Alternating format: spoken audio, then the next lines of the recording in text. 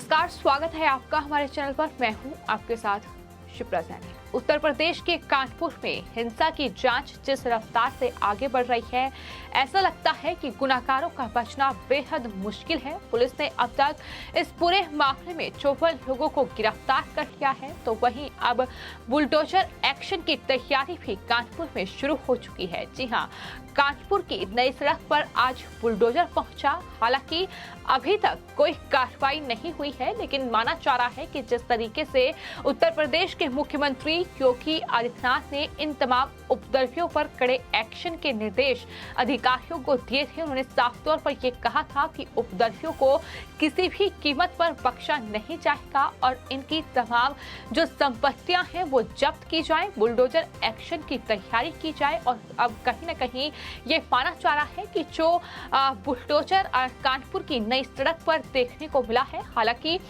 आपको ये बता दें कि जो जानकारी सामने आई है, ये बुलडोजर वहां किसी अवैध अतिक्रमण को ढाने के लिए नहीं पहुंचा था, बल्कि जो 3 जून को हिंसा भड़की और उसमें पत्थरों का इस्तेमाल किया गया था, उस वक्त से ये पत्थर वहीं पड़े हुए थे और उन पत्थरों को इकट्ठा करके ट्रक में लादकर लाया गया है इन बुलडोजर के जरिए। तो फिलहाल ये बुलडोजर का काम है जो कानपुर में हुआ है, लेकिन आने वाले वक्त में जिस तरीके से तमाम आला अधिकारी कानपुर हिंसा को लेकर लगातार बयान दे रहे हैं और कहीं न कहीं कानपुर की डीएम नेहा शर्मा, जिनका तबादला फिलहाल हो चुका है, उन्होंने भी तबादले से पहले ये साफ तौर पर संकेत दिए हैं कि उपद्रवियों को बख्शा नहीं जाएगा। उपद्रवियों के अवैध अतिक्रमण और संपत्तियों पर बुलडोजर की कार्रवाई होगी और माना जा रहा है कि आने वाले वक्त में ये बुलडोजर एक्शन कानपुर में देखने को मिलेगा। फिलहाल आपको ये बता दें कि कानपुर हिंसा में लगातार पुलिस की जांच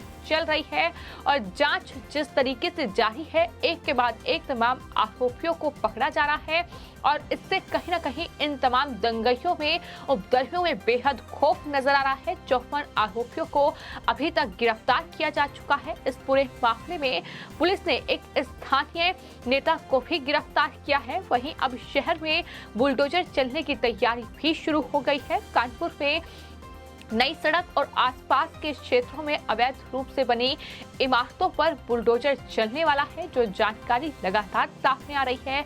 और जानकारी के मुताबिक पुलिस कमिश्नर ने केटीए-बीसी को 100 से ज्यादा भवनों की एक लिस्ट भेजी है। इन इमारतों के नक्शे के साथ ही वैध या अवैध होने की जानकारी भी मांगी गई है। जिला प्रशासन ने भी केटीए से जल्द जांच कर रिपोर्ट देने को कहा है और सूची के सत्यापन के बाद प्रशासन और पुलिस अवैध भवनों पर तोड़फोड़ की यह कार्रवाई शुरू करेगी। ये लगातार जानकारी सामने आ रही है। हालांकि इससे पहले कानपुर में भी बुलडोजर एक्शन देखने को मिला है। जो अवैध अतिक्रमण किया हुआ है, जो अवैध निर्माण किया गया है, अवैध इमारतें बनाई गई हैं, उन तमाम लोगों पर बुलडोजर का एक्शन पहले भी देखने को मिला है। लेकिन जिस तरीके से 3 जून को कानपुर में हिंसा भड़की, जिस तरीके से वहां उपद्रवियों ने पत्थरबाजी की, यहाँ तक कि पेट्रोल बम फेंके गए और करीब 50 से ज्यादा जो बम है वो फेंके गए थे। हालांकि इसको लेकर भी लगातार एक के बाद एक चौंकाने वाले खुलासे इस पूरे मामले में हो रहे हैं कि किस तरीके से कहीं ना कहीं सांप्रदायिक माहौल खराब करने की ये एक बड़ी साजिश थी। और आपको ये बता दें कि पीएफआई कनेक्शन की भी लगातार जांच हो रही है। पीएफआई के 3 सदस्यों को गिरफ्तार किया गया है, ये भी जानकारी सामने आ रही है। तो इस हिंसा को लेकर एक के बाद एक जो कड़ियां हैं वो जुड़ रही हैं। तमाम जो सीसीटीवी फुटेज हैं वो इस पूरे मामले में खंगाले जा रही हैं। उसके जरिए ही कहीं ना कहीं इस हिंसा को लेकर एक के बाद एक चौंकाने वाले खुलासे हो रहे हैं। न सिर्फ खुलासा इस बात का हुआ है कि दरअसल हिंसा जो है वो सुनियोजित है। जिस तरीके से पेट्रोल बम बनाने के लिए बाकायदा पेट्रोल पंप से बोतलों में पेट्रोल भरवाया गया है और ये तैयारी इस हिंसा से 1 से 2 दिन पहले ही शुरू हो चुकी थी। इसके अलावा आपको ये बताते हैं कि तमाम जो उपद्रवी हैं उनके घरों की वीडियोग्राफी लगातार कराई जा रही है।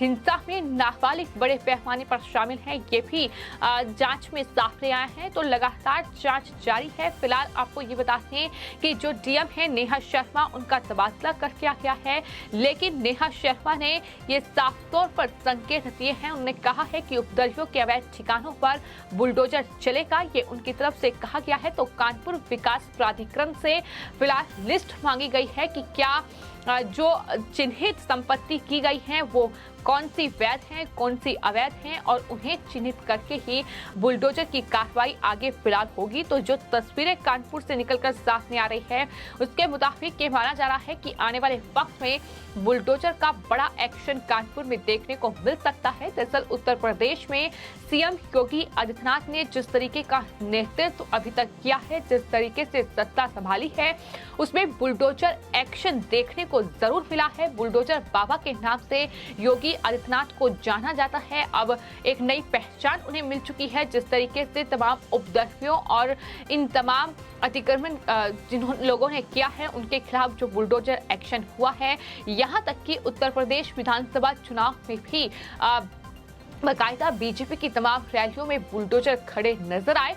तो कहीं न कहीं उपद्रवियों पर लगाम कसने के लिए इन तमाम जो दंगई हैं इन पर कहीं न कहीं शिकंजा कसने के लिए बुलडोजर का इस्तेमाल किया गया है। और अब उत्तर प्रदेश के कानपुर में भी दंगइयों से निपटने के लिए बुलडोजर एक्शन जल्द ही देखने को मिल सकता है, जिस तरीके की तस्वीरें सामने आ रही है। फिलहाल आपको ये बता दें कि जो कानपुर में नई सड़क पर बुलडोजर जाते हुए देखा गया, तो उसके बाद ये लगातार जो है खबरें सामने आ रही है कि जल्द ही बुलडोजर एक्शन हो सकता है। लेकिन वो बुलडोजर जो है हिंसा प्रभावित इलाके में जरूर पहुंचा, और जहां बुलडोजर के जरिए सभी पत्थर जो है वो ट्रक में लादे गए। और आपको ये बताते हैं कि इन पत्थरों का इस्तेमाल दरअसल कानपुर में हिंसा फैलाने के लिए किया गया था। वहीं दूसरी ओर फॉरेंसिक टीम ने मौके पर पहुंचकर कई पत्थर जांच के लिए जुटाए हैं और अपने साथ वो टीम ले गई है। कानपुर के गुनहगारों का बचना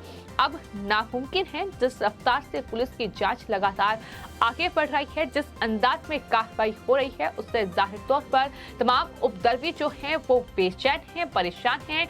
लेकिन गिरफ्तारी का सिलसिला थमने का नाम नहीं ले रहा है। 55 लोगों की करीब अब तक गिरफ्तारी हो चुकी है।